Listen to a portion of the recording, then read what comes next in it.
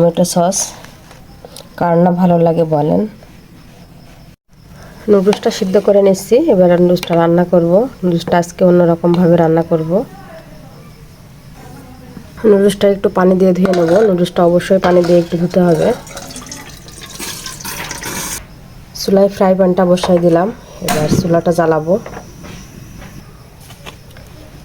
এবার দিয়ে দিলাম তেল। কড়াইটা একটু হিট হওয়ার পর, তো আজকে সবজি দিয়ে রান্না করব নুডলসটা, সেহেতু একটু তেলটা একটু বেশি দিলাম।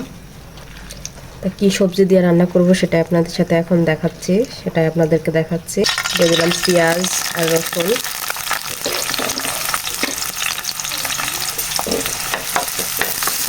হালকা একটু ফ্রাই করে নেব। হালকা ফ্রাই হয়ে গেছে, আমি এবার সবজিগুলা দেব। এখানে বেশি কিছু সবজি না, শুধু ফুলকপি, সামান্য আলু। সিদ্ধ হওয়ার জন্য একটু ঢাকনা দিয়ে ঢেকে দিচ্ছি। এবার দিয়ে দিচ্ছি পরিমাণ মতো লবণ, 1 চামচ। এবার একটু ভালো করে নেড়ে দেবো। আবারও আরেকটু ঢেকে দেবো।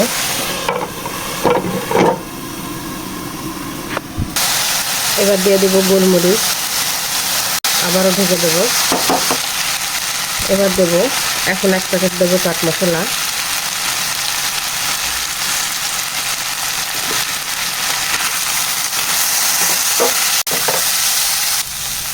এবার এই যে মাঝখানটা সরায়ে আর একটু সামান্য তেল দিব মাঝখানে।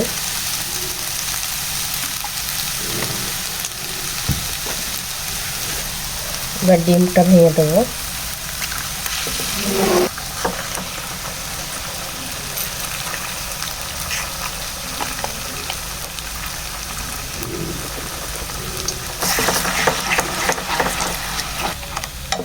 আমি আরেকটা মশলার সাথে দিয়ে দেব।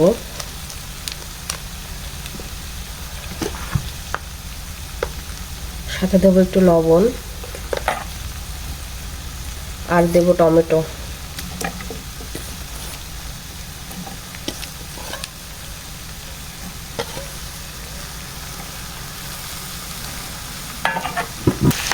দিয়ে এবার সব মশলাগুলো একসাথে ডিমের সাথে মাখায় নেব, মিক্স করে নেব।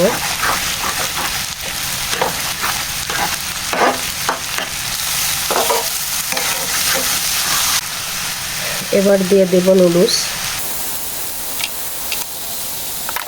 এবার নুডলসটা দেওয়ার পরে ভালো করে মিশিয়ে নিতে হবে সবজির সাথে। নুডলসের ওপরেও একটা মশলা দিয়ে দিলাম। নুডলসে যেহেতু লবণ থাকে না, সেই জন্য একটু নুডলসের সাথে লবণ দিয়ে দিলাম। এবার ভালো করে নেড়ে নিতে হবে।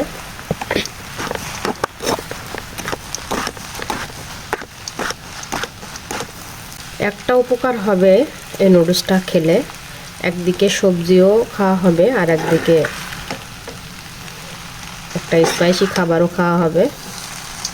এখন শীতের সিজনে অনেক রকম সবজি থাকে, তা আমার বাসায় যেগুলো এখন আপাতত ছিল আমি সেগুলো দিয়ে রান্না করছি।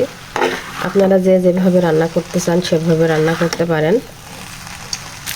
তো আমার নুডলস রান্না শেষ, এখন পরিবেশন করব, সবাই মিলে খাবো। এরকম যদি নুডলস হয় তাহলে কিন্তু একেবারে মন প্রাণ ভরে যায়, খুবই টেস্টি। সাথে থাকে যদি টমেটো সস, কার না ভালো লাগে বলেন।